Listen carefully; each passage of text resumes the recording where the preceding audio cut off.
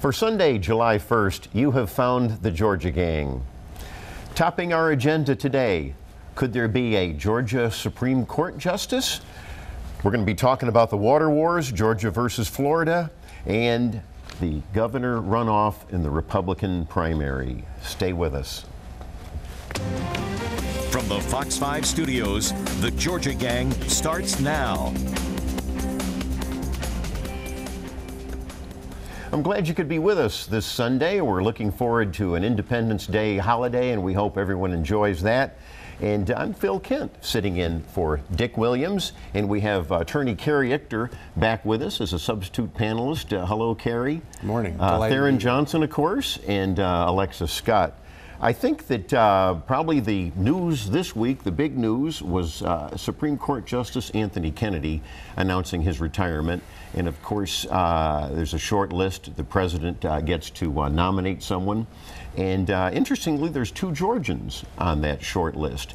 Britt Grant, who was a solicitor with the Attorney General's office not so long ago, and then she was appointed to the state Supreme Court, and then Keith Blackwell, who's also a Supreme Court justice. So I think that's pretty neat. I want to go down the table and maybe get your analysis. Of course, it only takes 51 votes in the U.S. Senate to confirm, so there's no more filibusters. Theron, what do you think about all this? I mean, if you look at the resume and bio of both people who have been nominated or on the list to possibly succeed in the justice spot, I mean, they have impeccable resumes. I think the one thing that really stood out to me, Phil, is that I don't think they're as conservative as this president would probably want them to be at a time when he just got his travel ban sort of approved in a 5-4 vote. And with the recent retirement, I suspect that he would want to put someone in there, he or she, that will continue to be that conservative vote on the Supreme Court justice. And so I think that the resumes are good, but I would like to wait and see if these two individuals are conservative enough to really be picked by this Trump administration. Carrie? I think they're definitely conservative enough. Justice Grant and Justice Blackwell clearly have the credentials and pedigree to be on the United States Supreme Court. I was actually a little surprised that David Namias wasn't on the list as well, because he has the same sort of background. Another state Supreme Court justice. But the inside baseball on this is that a judge on the D.C. Circuit by the name of Brett Kavanaugh, who was a clerk for Justice Kennedy, has the inside track on the nomination. So it'll be interesting to see how it all plays out. Well, that is interesting. Any thoughts, Alexis? Yeah, Justice Britt was a clerk for Kavanaugh, and she also was just nominated to the Court of Appeals and is awaiting that appointment. She's been through the vetting and the hearings and everything, so she could be immediately moved forward because she just has to visit again and not be vetted so heavily. Right, that's a good point. So maybe Britt Grant might not be a U.S. Supreme Court since she's already been vetted and almost subject to confirmation. There's also been the suggestion that since she's a woman, she would have a leg up, because you have to appeal to the moderates on both the Republican and Democratic side in order to assure confirmation, and she can do that. It appears, with some of the more moderate Republican senators. And you know, these labels are tricky when it comes to a judge or a Supreme Court justice. We like to refer to them as constitutionalists. Both of these Georgians are members of for example, the Federalist Society, which is a network, as you know, we all know of that the president has deferred to. That's right. For vetting his justices. That's exactly nominees. Right. Well, talking about the Supreme Court, we've got a big case that involves Georgia, the water wars that have been going on. We've been talking about this for years on this show. Unfortunately, the Supreme Court remanded back to the special master the whole case, which is disappointing to Georgia. The governor still feels we have a great legal case. So, Carrie, take us through it. Have you studied this decision? I have. What happened was, first of all, you have this question about the allocation of water that flows out of Georgia into Florida and whether or not Georgia has been using too much of it. Florida contends And that should it Georgia has. cap it? Right, and Florida sued. Whenever you have a dispute in court between two states, the United States Supreme Court has original jurisdiction. And since the Supreme Court is busy with more heady issues of constitutional analysis, they don't have time to deal with all these pretrial issues that crop up or with conducting a trial. So a special master gets appointed. And the special master here found that Florida had failed to show by clear and convincing evidence that the remedy it proposed would help Florida more than it would hurt Georgia in remedying the situation. As a consequence of that, he found for Georgia, and the Supreme Court on a 5-4 basis said, clear and convincing evidence is the wrong standard. You need to go back and reanalyze this. And it also identified quite a few gaps in the analysis of the special master and said, go back, reconsider, take another crack at it, and if you're trying to determine from reading the decision which way the Supreme Court will ultimately go on this, because all the special master does is make a recommendation, good luck. You're not going to find out. Right. Theron, you followed this for quite a while. Yeah, one of the things that I think that Governor Deal should be commended, I mean, this has been going on since 2011. And as our tax dollars have been spent on this case, upwards to $47 million. And so it's just really unfortunate that, you know, we've got to go through this sort of judicial and sort of legal process to really work out something that is really detrimental to both Georgia and to Florida at a point where we're trying to really solve this water wars. But I just think that spending $47 million of taxpayers' money to litigate this case for almost now 8 years is something that I want to point out.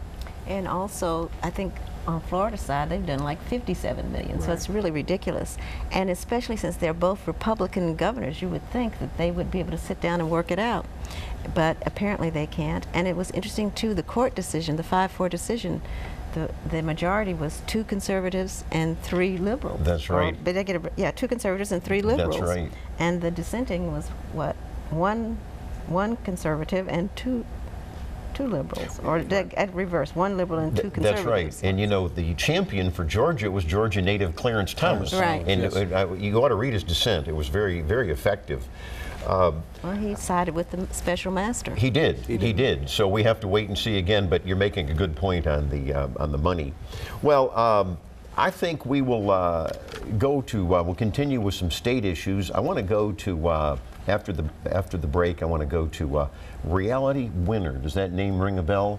She was convicted under the Espionage Act over in Augusta. So when we come back after the break, we're going to be talking about Reality Winner. We're going to be talking about a new city vote coming up and much more. Stay with us. Have a question or comment for the Georgia Gang? Visit their website at fox5atlanta.com. Welcome back to the Georgia Gang. I'm Phil Kent, sitting in for Dick Williams. And we had talked just before the break about a interesting case in Augusta where a 26-year-old named Reality Winner was convicted under the Espionage Act for leaking, and I would have to say clumsily leaking. It was pretty easy for the prosecutors to nail her with some secrets and that were published. And so this is a battle that presidential administrations have fought over the years, not just this one, but Barack Obama, Bush, and others before him. And I think that when you're leaking state secrets, this was a great message. She got 5 years and 3 months in the federal slammer, and then 3 more in probation. Carrie, did you have some thoughts? You followed this case. Well, I think that the biggest problem this woman has is the problem of misnomer, because she's definitely detached from reality and she's anything but a winner. Yeah, I think that she reflects more broadly an attitude among some people out there who think that if I disagree with the policies of the administration or the people who are running the organization that I'm affiliated with, it's perfectly okay for me to make decisions on my own that violate societal norms, the law, and everything else. That's why they call them whistleblowers. Well, no, not when you engage in espionage and treason. There's a difference between blowing the whistle and being a traitor, and she was the latter of those two. Well, that's a good point. And Theron, I don't know if you have some comments on this, but I was shocked when she first was arrested.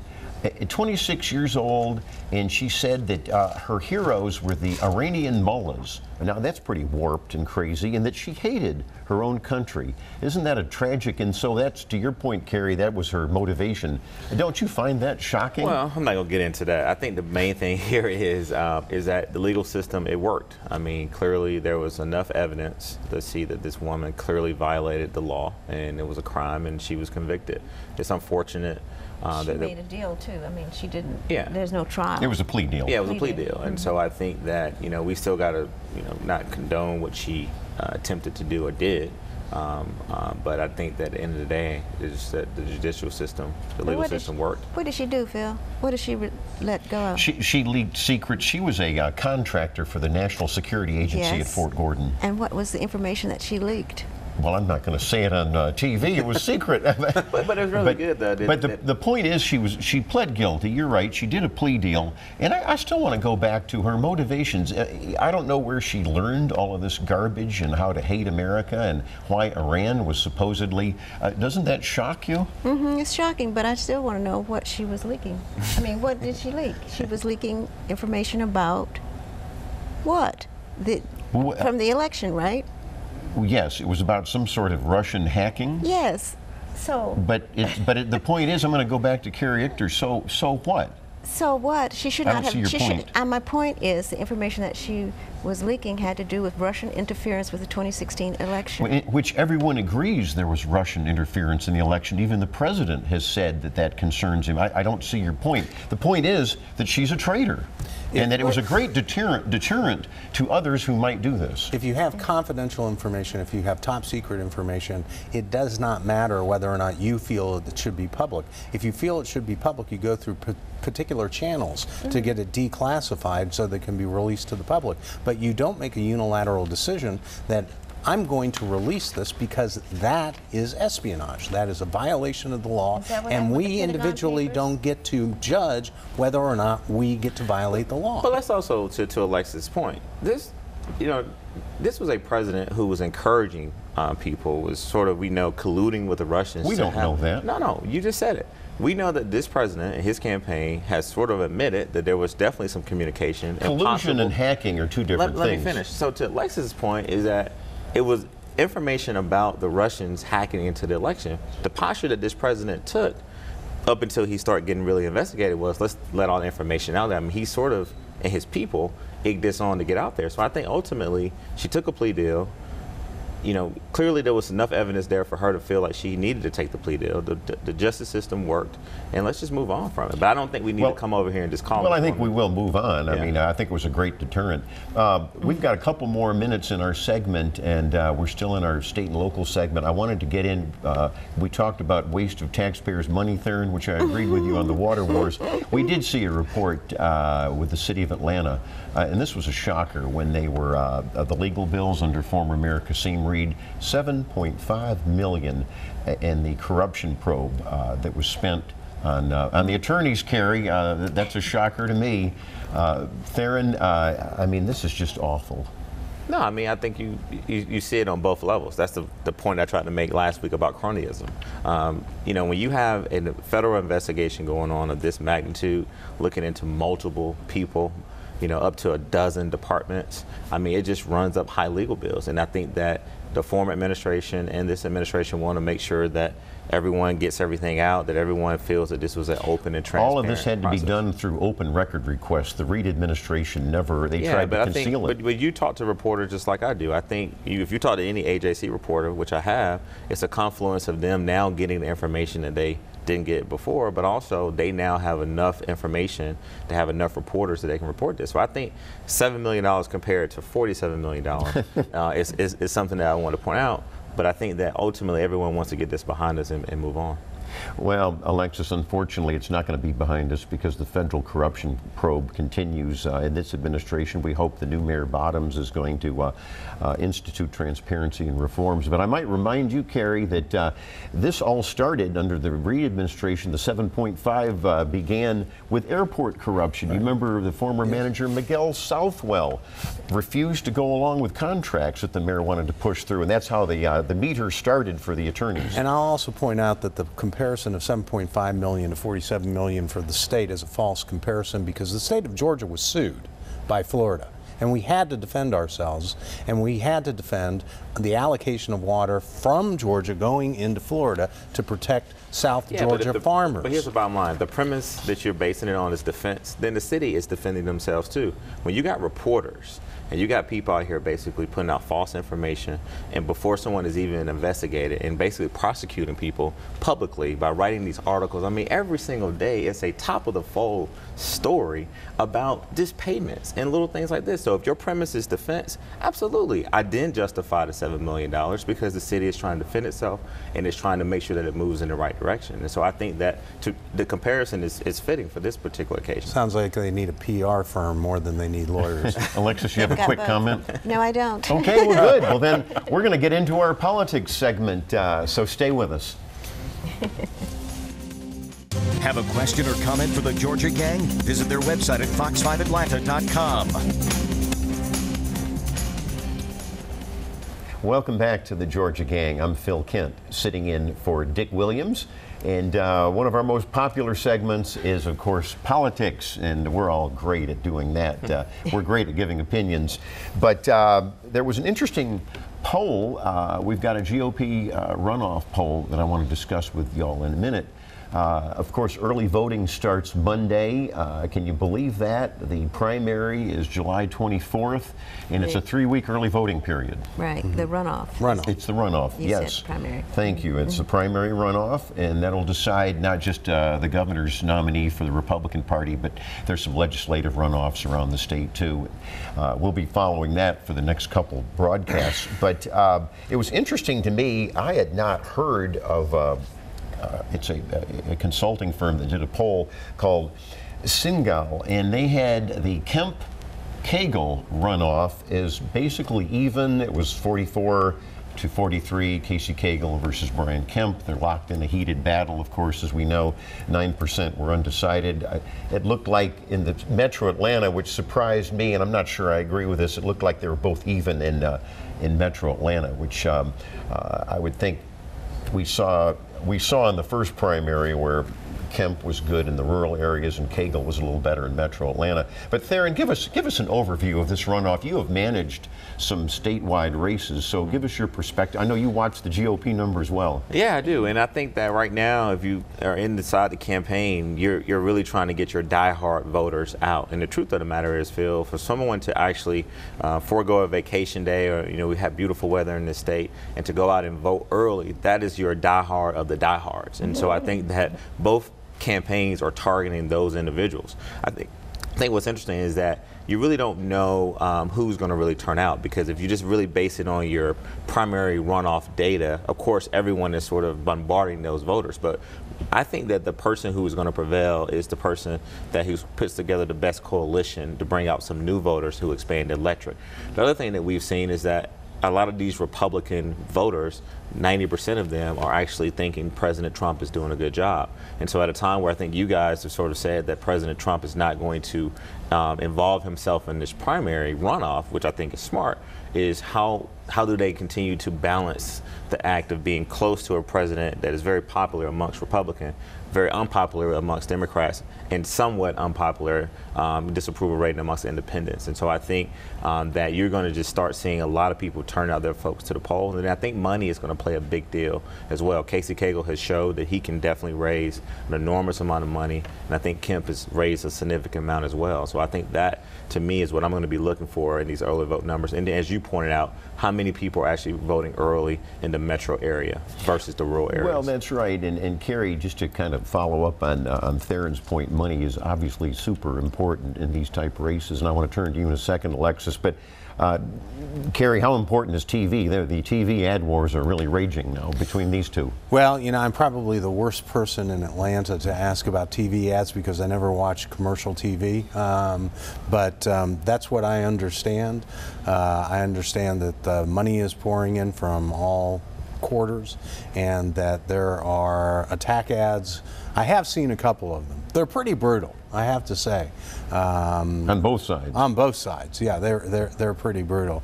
As for me, I am going to offer no predictions because it is almost an automatic that when I predict one side or the other will win, it is wrong. But So then you I almost better not dictate the outcome. You better not anger either of those camps. Indeed. What are your thoughts on this? I think that I agree with what's been said, but I also think that that Casey Cagle has it locked up because he has so much more money, and he has some greater name recognition because of his position as lieutenant governor.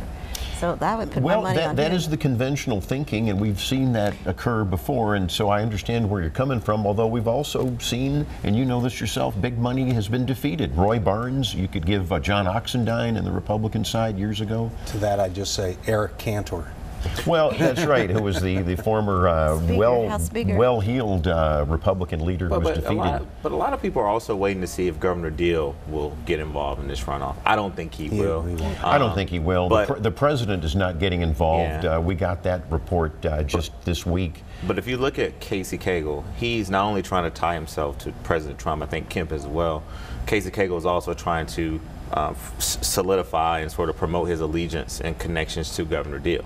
And so I think that while Governor Deal probably will not endorse, it looks like Casey Cagle's campaign is really trying to run he's kind trying of to Well, suggest you're that right. he's You're right. Although the Kemp second coming of Deal. Well, yeah, and of course Kemp is also wrapping himself around a very popular Governor Deal too. I think, just for my 2 cents worth, I think that the TV ads are going to have to step up, and that'll tell the tale. According to this poll, if you believe it, Kemp came up a bit because of his TV buy, and both sides, Theron, to your point, have a lot of money, and I think no one will be paying attention during the July 4th holidays. And when you get back to July 9th, then you'll see the battle raging, and I think that both sides want to bank those early votes, and so you need to keep the gas on the accelerator, and I think because it might be too late by the actual 24th. Yeah, because people will be on vacation, they're not paying attention, and they're just not interested. Right. Well, listen, when Besides, the Democratic candidate is going to be the governor anyway, so why bother? Do you want to make a bet on that? I might take you up. All right, Alexis has the last word looking into the crystal ball. When we come back, we'll have winners and losers. Stay with us. Time now for the week's winners and losers.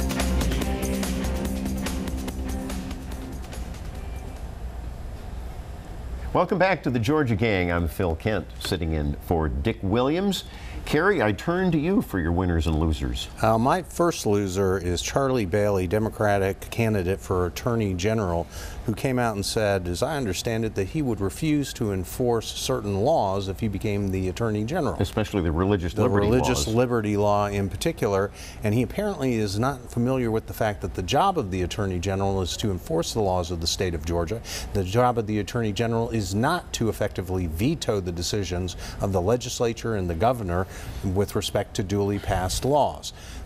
I'm not even sure this guy's unconstitutional. I am, well, and the courts get to decide that, not the Attorney General, not his job.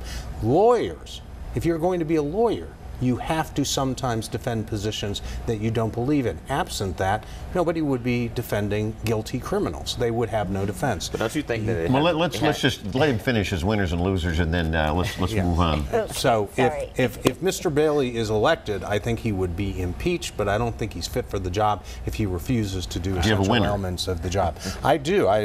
My two winners are Britt Grant and Keith Blackwell, our Georgia Supreme Court justices who are on the short list. That in and of itself is a tremendous honor. Theron? My winner is going to just be America. I mean, happy 4th of July. This is a great country that has always been great. We don't have to make it great again, and so it's just really good to be a great American. And my loser is going to be, and I've just found this out, it's down in Camden County. You know, we are the Georgia gang, so folks always encourage us to get outside the metro area. And a police officer, Officer Presley, shot an unarmed black man in the back.